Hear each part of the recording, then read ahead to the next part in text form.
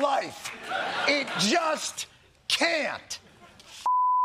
Yeah, the only American feeling cheery after the U.S. presidential debate on Thursday night was Donald Trump, of course. Neil Long tweeted, "This debate is deplorable." Or as Big Boy put it, WTF. Andy Cohen called it a shit show. Trump was Trump, and Biden was old. Meghan McCain was more stressed out than when her father was on that stage. Yes, celebs had a lot to say, including whether or not Joe has got to go. Maybe he needs to go. Maybe he needs to be honest with himself and the American people. He can bow out at this time with grace and dignity. He has a record he can be proud of. Mira Shriver wrote, "I love Joe Biden. I know he's a good man. I know his heart is good. I know he's dedicated to our country and is surrounded by good people. Today was heartbreaking in many ways. This is a big political moment. There's panic in the Democratic Party. It's going to be a long night." Well, isn't perhaps the most important role of the president to be a communicator, to basically tell the American people, to inspire them, to inform them, to explain to them what he's doing and what some of the problems are? If a president or, the leader of the free world cannot communicate clearly and cogently, isn't that cause for concern in and of itself? I've been thinking a lot about last night's debate, and I've been thinking about the fact that more women are registered to vote than any other singular group. So ladies, remember this. No matter how sleepy Joe may have seemed, he's wide awake for you. So vote for yourself.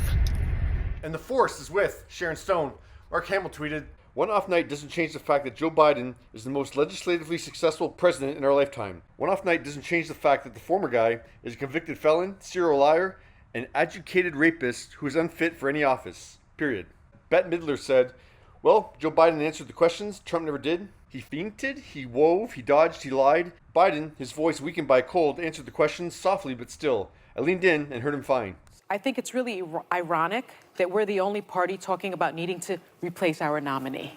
Devin Sawa wrote, "I'd still never vote for that orange felon. Good night." Mira Sorvino tweeted, "If I have to choose between slower speech with principles and honesty and fast-talking prevarication, numerous criminal convictions, pending cases, and civil judgments, rabid xenophobia incitement, and plans to end democracy as we know it, I'll take the former. How can one even debate?" Roseanne Barr wrote, "As MAGA and pro-America as I am, I take no happiness in this debate. Biden is clearly not here. This is sad. Obama is sacrificing his friend to push his radical policies, huh? And I don't want any of us celebrating after this. Oh. Yes, Trump is clearly the better choice, but let's take a moment to pray for our country instead." That took a turn, eh? Obama sacrificing his friend for... Okay. Glad to see you're doing well, Roseanne.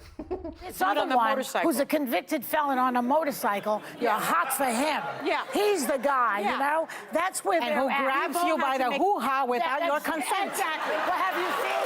Listen. Caitlyn Jenner, who mistook Trump's trial for a war, tweeted, "Joe Biden is a total and complete failure and clearly in major mental decline. Vote accordingly." One of them said, "You can grab me by the anytime, Donald." Listen, I'm perfectly okay with Donald Trump grabbing her by the hoo-ha. I'm not okay with Donald Trump grabbing the United States of America. Thank you. Our president. Yes. Dana and I will co-moderate this evening. Our job is to facilitate a debate between the two candidates tonight. Meanwhile, Barbra Streisand took issue with moderators Jake Tapper and Dana Bash. What is wrong with these two moderators who let Trump change the subject?